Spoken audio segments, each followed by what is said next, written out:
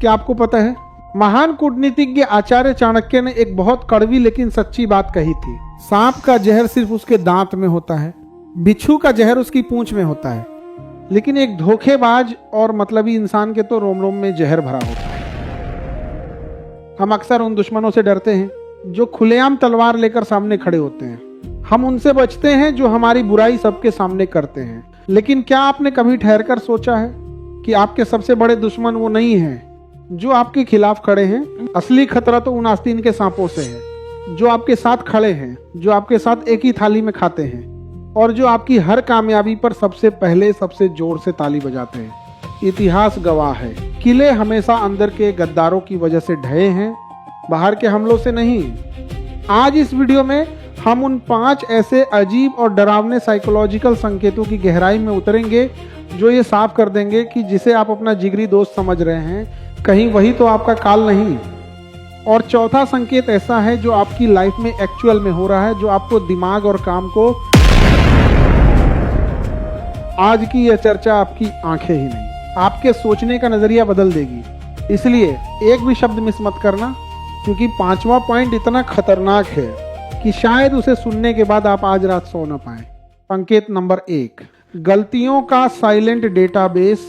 यानी पहला संकेत यही है कि वो आपकी छोटी छोटी गलतियों का एक डिजिटल डेटा जमा करते हैं। साइकोलॉजी में इसे नेगेटिव एंकरिंग कहते हैं। आपने गौर किया होगा, आपके सर्कल में कुछ लोग ऐसे होते हैं जिनकी याददाश्त आपकी गलतियों को लेकर बहुत तेज होती है। मान लीजिए आप आज एक नया स्टार्टअप या नया काम शुरू करने की बात करते हैं। एक सच्चा दोस्त कहेगा चलो देखते हैं क्या हो सकता है, लेकिन ये छिपा हुआ दुश्मन तुरंत कहेगा भाई याद है 4 साल पहले तूने वो छोटा सा काम शुरू किया था और तू बुरी तरह फेल हो गया था, तेरे बस का नहीं है। ये लोग आपकी पुरानी हार को एक हथियार की तरह इस्तेमाल करते हैं। वो इंतजार करते हैं उस सही वक्त का जब आप बहुत खुश हों या कुछ बड़ा करने वाले हों, ताकि वो तुरंत आपकी पुरानी नाकामियों का जिक्र करके आपका कॉन्फिडेंस जीरो कर सके। इनका मकसद आपको सुधारना नहीं, बल्कि आपको मेंटली अपंग यानी पैरालाइज बनाना है। अगर कोई इंसान बार बार आपके पास्ट के जख्मों को कुरेदता है तो समझ लीजिए वो आपको गिरते हुए देखने का इंतजार कर रहा है। संकेत नंबर 2, लव बॉम्बिंग और खोखली चापलूसी, यानी जरूरत से ज्यादा तारीफ या टॉक्सिक पॉजिटिविटी। इसे डार्क साइकोलॉजी में लव बॉम्बिंग कहा जाता है। कुछ लोग आपकी हर गलत बात पे भी हाँ में हाँ मिलाते हैं।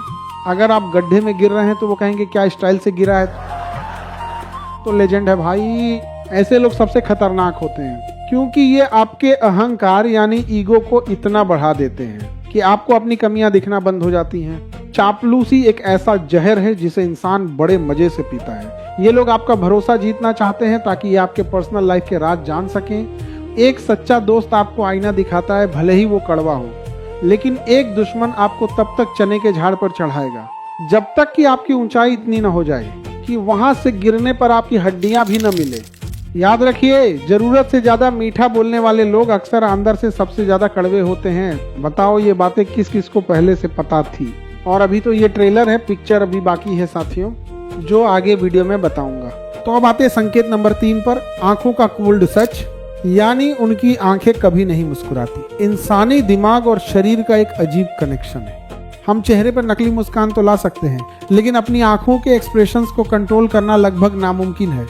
और साइकोलॉजी की भाषा में इसे डुचेन स्माइल कहते हैं। जब कोई इंसान दिल से खुश होता है तो उसकी आंखों के कोनों में हल्की झुर्रियां पड़ती हैं और आंखों में एक चमक होती है। लेकिन एक जलने वाला इंसान, जब आप अपनी कोई बड़ी अचीवमेंट उसे बताते हो, जैसे आपकी नई गाड़ी या प्रमोशन, तो उसके होंठ तो फैलेंगे लेकिन उसकी आंखें स्थिर और ठंडी होंगी। उनकी आंखों में आपको एक पल के लिए घृणा या जलन की झलक दिखेगी, जिसे वो तुरंत छुपाने की कोशिश करेंगे।